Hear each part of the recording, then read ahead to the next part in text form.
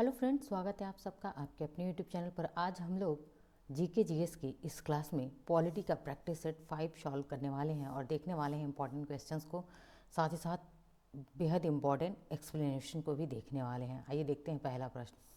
पहला प्रश्न है, भारतीय संविधान में राज्य के नीति निर्देशक सिद्धांतों यानी कि डीपीएसपी का विचार किस देश के संविधान से लिया गया है? तो किस देश के संविधान से डीपीएसपी लिया गया है? ऑप्शन सी हमारा राइट आंसर है। आयरलैंड के संविधान से हमने डीपीएसपी यानी कि directive principles of state policy हमने लिया हुआ है, जो कहाँ से कहाँ तक है? अनुच्छेद 36 से 51 तक है, याद रखिएगा। दूसरा प्रश्न है, भारतीय संविधान का कौन सा अनुच्छेद अस्पृश्यता के उन्मूलन से संबंधित है? इसको आप वेरी इंपॉर्टेंट, बहुत ही इंपॉर्टेंट क्वेश्चन है।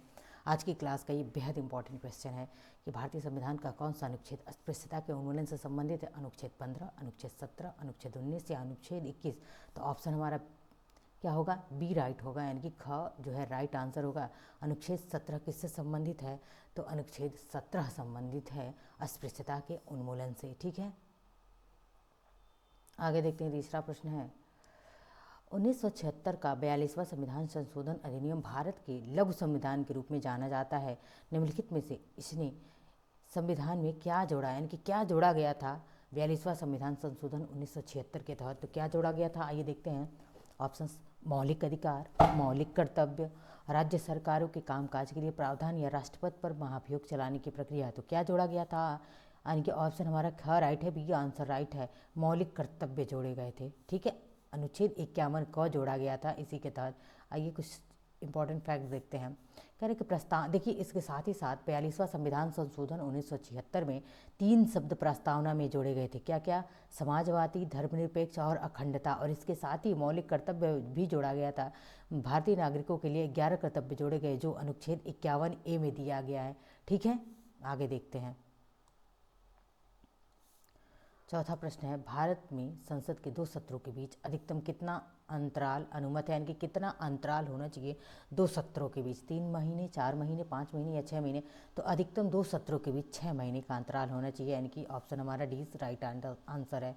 ठीक है, आगे बढ़ते हैं, देखते हैं 5वें प्रश्न को। 5वां प्रश्न हमारा, लोकसभा भंग करने का अधिकार किसके पास होता है? वेरी इंपॉर्टेंट, ये क्वेश्चन पीसीएस में पूछा गया है और वनडे एग्जाम्स में कई बार पूछा गया है कि लोकसभा भंग करने का अधिकार किसके पास होता है? लोकसभा अध्यक्ष, भारत के मुख्य न्यायाधीश, प्रधानमंत्री या राष्ट्रपति? तो लोकसभा को भंग करने का अधिकार केवल और केवल राष्ट्रपति के पास होता है। ऑप्शन डी राइट आंसर है। आइए देखते हैं, लोकसभा भंग करने का अधिकार किसके पास है? तो प्रेसिडेंट यानी राष्ट्रपति के पास है। सलाह किससे लेते हैं राष्ट्रपति? प्रधानमंत्री और मंत्रिपरिषद की सलाह पर लोकसभा को भंग करते हैं। बात करें कि संवैधानिक आधार क्या है, किस अनुच्छेद में दिया गया है? तो अनुच्छेद 85(2) सब क्लॉज बी में दिया गया है कि राष्ट्रपति मंत्रिपरिषद और प्रधानमंत्री की सलाह पर, ठीक है, लोकसभा को भंग करने का अधिकार रखते हैं। छठा प्रश्न है, भारतीय संविधान की कौन सी अनुसूची संघ और राज्यों के बीच विधायी शक्तियों का विभाजन करती है? छठी अनुसूची, 7वीं अनुसूची, 8वीं अनुसूची या 9वीं अनुसूची?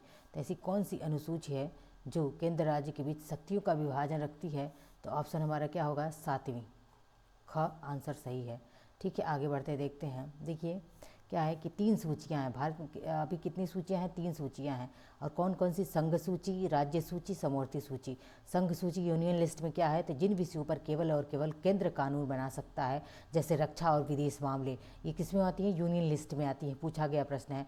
और स्टेट लिस्ट क्या है? तो स्टेट लिस्ट यानी राज्य सूची, जिन विषयों पर केवल राज्य सरकार कानून बनाती है, जैसे पुलिस हो गया, कृषि हो गया, स्थानीय शासन हो गया। ये पूछा गया पुलिस, कृषि और स्थानीय शासन पर कौन कानून बना सकता है? तो स्टेट लिस्ट में है ये, इसलिए राज्य सरकार कानून बना सकती है। समवर्ती सूची जिसे कंकरेंट लिस्ट कहते हैं। और जिन विषयों पर केंद्र राज्य दोनों कानून बनाते हैं, जैसे कि शिक्षा, वन और विवाह, इन तीनों पर ये क्या करते हैं? केंद्र और राज्य दोनों कानून बनाते हैं, इसीलिए इसे कंकरेंट लिस्ट में, समवर्ती सूची में रखा गया। पूछा गया शिक्षा किस सूची का विषय है? समवर्ती सूची का। वन किसका? समवर्ती सूची का। विवाह समवर्ती सूची का। और एक सबसे इंपॉर्टेंट जो पूछा जाता है परीक्षाओं में, अवशिष्ट शक्तियाँ, रेजिडरी पावर्स किसके पास होती हैं? तो जो विषय इन तीनों सूचियों में नहीं, यानी कि union list, state list, concurrent list, इन तीनों में नहीं होता है, उस पर कानून बनाने की शक्ति केंद्र के पास होती है, जिसे अवशिष्ट शक्तियाँ कहते हैं। और ये क्वेश्चन जो है पीसीएस में पूछा गया है। ठीक है, आगे बढ़ते हैं। 7वां प्रश्न देखते हैं, राजनीति विज्ञान के जनक के रूप में किसे जाना जाता है? राजनीति विज्ञान का जनक, ऑप्शन सी राइट आंसर है, अरस्तू को जाना जाता है। ठीक है, आगे देखते हैं 8वां प्रश्न क्या है। 8वां प्रश्न है, लोकतंत्र में सत्ता का स्रोत समानतः किसके पास होता है? तो देखिए, सेना, सत्तारूढ़ दल, संविधान या फिर लोग, या यानी कि पीपल। तो ऑप्शन डी राइट आंसर है, पीपल के पास, यानी कि जनता, पब्लिक, जनता जो होती है ना, वो सर्वोच्च होती है लोकतंत्र में। इसीलिए लोग यानी कि पीपल के पास जो है क्या होता है, शक्ति का स्रोत होता है, सत्ता का स्रोत होता है।